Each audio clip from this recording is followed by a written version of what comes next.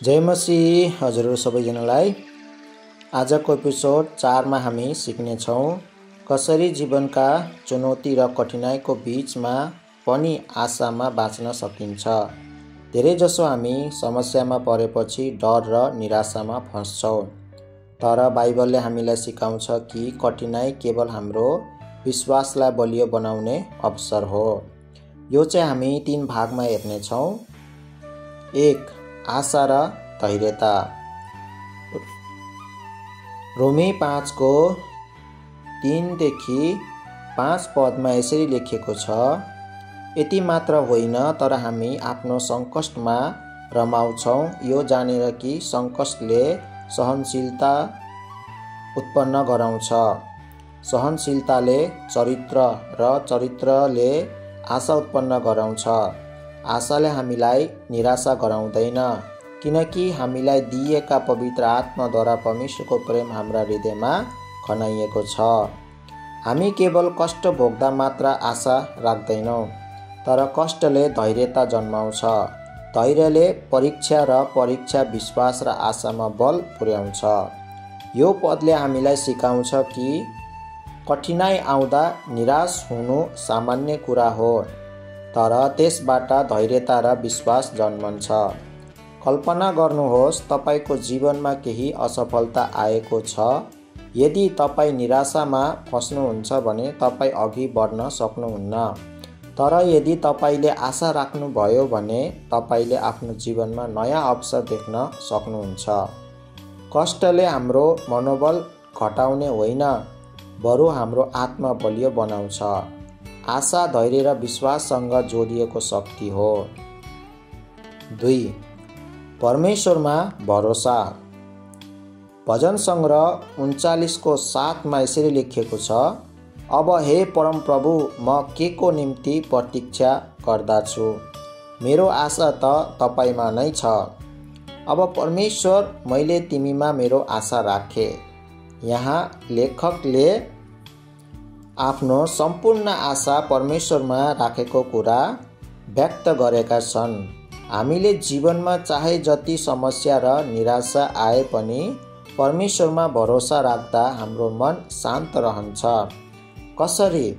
जब हामी हाम्रो समस्या र भय परमेश्वरसँग सुम्पिदिन्छौँ, तब हाम्रो हृदयमा शान्ति आउँछ। हामी जीवनका समस्यालाई अलग दृष्टिले हेर्न सक्षम हुन्छौँ। यसले हामीलाई सिकाउँछ आशा केवल एक भावात्मक सोच होइन, यो सक्रिय विश्वास हो जसले हामीलाई निराशाबाट बचाउँछ र हाम्रो आत्मा बलियो बनाउँछ। 3. आशाको फल। आशामा बाँच्दा हामीमा धेरै सकारात्मक परिणाम आउँछन्। 1. शान्ति, जीवनको तनाव कम हुन्छ। 2. खुसी, हरेक परिस्थितिमा आशा देख्दा मन आनन्दित हुन्छ।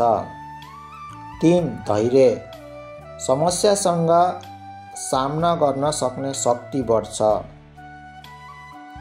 हिब्रू 11 को 1 मा यसरी लेखिएको छ, अब विश्वास चाहिँ आशा राखिएका कुराको निश्चय र नदेखिएका कुराको दृढ भरोसा हो। आशा भनेको विश्वासको आधार हो र हामीले देख्न नसकेको कुरामा भरोसा गर्नु हो। अर्थात् हाम्रो दृष्टिले देख्न नसकेको भविष्यमा पनि हामी आशा राख्न सक्छौँ। आशाले हामीलाई निराशाबाट उठाएर जीवनमा अघि बढ्न प्रेरित गर्छ। त्यसैले जीवनमा चुनौती आएको बेलामा डराउनु पर्दैन।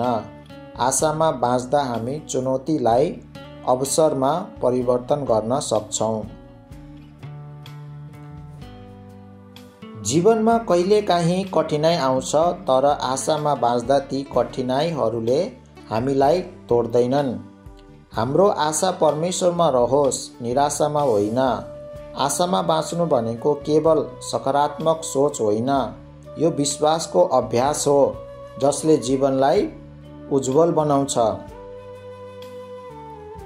मुख्य सन्देशहरू। 1. रोमी 5 को 3 देखि 5, कष्ट र चुनौतीले हाम्रो विश्वास र आशामा बल दिन्छ। 2. भजन सङ्ग्रह 39 को 7, परमेश्वरमा भरोसा राख्दा निराशा प्रवेश गर्न सक्दैन। 3. हिब्रू 11:1 आशा भनेको विश्वासको आधार हो जसले भविष्यलाई देख्न नसके पनि अघि बढ्न मद्दत गर्छ। निष्कर्ष, जीवनमा चाहे जति चुनौती आउँछ, हामी आशामा बाँच्दा मानसिक, भावात्मक र आध्यात्मिक रूपमा बलियो हुन्छौँ। आशा सक्रिय विश्वास हो, निराशामा होइन। आमेन। परमेश्वरले हामी सबैलाई आशिष दिनुभएको होस्। हजुरलाई यो वचनद्वारा उत्साह मिलेको छ भने हजुरले मेरो च्यानललाई सब्स्क्राइब गरिदिनु होला र मेरो भिडियोलाई सेयर पनि गरिदिनु होला। धन्यवाद। जय मसीह।